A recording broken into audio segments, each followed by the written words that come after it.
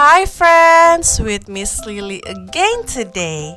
Ada yang masih ingat penjelasan Mr. D nggak minggu lalu? Miss juga agak-agak lupa nih firmannya.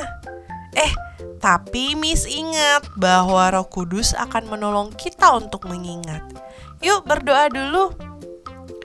Tuhan, bantu Miss Lily untuk mengingat apa yang diajarkan Mr. D minggu lalu. Karena Miss Lily mau mengajar dalam nama Tuhan Yesus, haleluya, amin. Nah, setelah berdoa, kita baca dulu ya katekismus minggu lalu untuk mengingat. Yuk baca sama-sama. Pertanyaan 36. Apa yang kita percayai tentang Roh Kudus? Bahwa Dia adalah Allah yang sudah ada sejak kekekalan bersama Bapa dan Anak. What do we believe about the Holy Spirit? That He is God, co-eternal with the Father and Son. Oh, Miss Lily mulai inget nih. Kalau nggak salah, kemarin Mr. D menjelaskan bahwa Roh Kudus itu bertugas untuk mengingatkan kita tentang firman ya, friends. Itu salah satunya. Terus apa lagi ya? Dia juga menolong, mengingatkan, dan menghibur kita saat kita sedang bersedih atau marah. Nah, itu ya, friends. Hari ini kita akan belajar lebih dalam lagi tentang Roh Kudus ya. Bagaimana sih cara Roh Kudus menolong kita? Nah, yuk kita baca katekismus nomor 37 terlebih dahulu ya. Pertanyaan 37. Bagaimana Roh Kudus menolong kita? Roh Kudus membuat kita menyesal akan dosa kita, juga memampukan kita untuk berdoa dan memahami firman Allah. How does the Holy Spirit help us? The Holy Spirit convict us of our sin, and He enable us to pray and to understand God's word. Nah, friends, Roh Kudus itu seperti seorang gardener atau tukang kebun. Ada yang tahu apa itu tukang kebun? Ini adalah gambar gardener ya, friends. Apa sih tugas gardener itu? Ada yang tahu tidak? Tugas gardener atau tukang kebun adalah menanam pohon, menyiram tanaman, memberi pupuk, dan hal-hal lainnya. Gardener harus memastikan bahwa tanamannya bisa sehat, kuat, bertumbuh, dan juga berbuah, friends.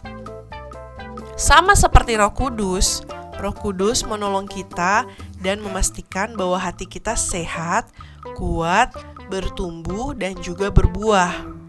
Roh Kudus adalah gardener yang mengganti hati kita yang berdosa dan menanam hati yang baru, friends. Hati yang seperti apa? Hati yang takut akan Tuhan dan memiliki iman kepada Yesus Kristus. Tapi tidak berhenti di situ. Roh Kudus juga memastikan hati kita diberi air dan pupuk firman Tuhan. Ada beberapa saat di mana Roh Kudus harus memotong ranting-ranting yang mengganggu, friends, dan itu sakit rasanya. Tetapi melalui rasa sakit itu, kita diingatkan bahwa kita berdosa dan diselamatkan hanya oleh kasih karunia.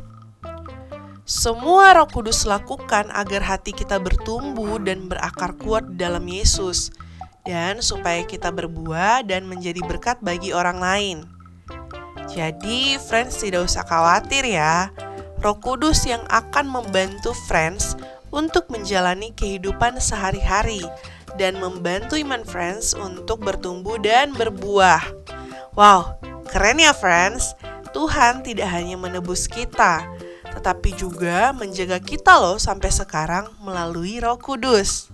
Yuk, kita baca ulang lagi katekismus hari ini. Pertanyaan 37. Bagaimana Roh Kudus menolong kita? Roh Kudus membuat kita menyesal akan dosa kita, juga memampukan kita untuk berdoa dan memahami firman Allah. How does the Holy Spirit help us? The Holy Spirit convict us of our sin, and He enable us to pray and to understand God's Word. Oke deh, Miss Lili harap semuanya bisa membaca dan mulai berdoa dan mengandalkan Roh Kudus ya dalam kehidupan kalian. God bless you and may Holy Spirit help you.